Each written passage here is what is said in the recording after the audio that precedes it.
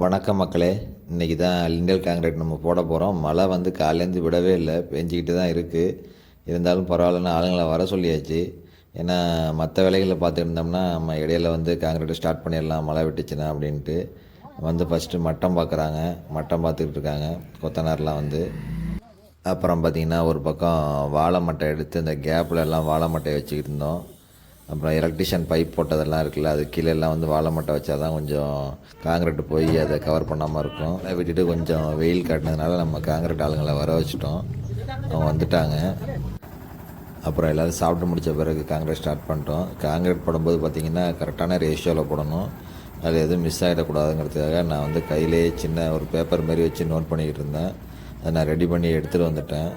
அதை பார்த்திங்கன்னா மணல் இவ்வளவு, ஜல்லி இவ்வளவு, சிமெண்ட் இவ்வளோங்கிறத நோட் பண்ணிக்கிட்டேன். அந்த ரேஷியோவில் தான் போடணும். அதுக்கு கம்மியாகவும் போட்டக்கூடாது, அதுக்கு அதிகமாகவும் போட்டக்கூடாது. அப்போ தான் காங்கிரீட் வந்து கொஞ்சம் ஸ்ட்ராங்காக இருக்கும். அதனால் வந்து அதை நோட் பண்ணிக்கிட்டே நான் இருந்தேன் கடைசி வரைக்குமே.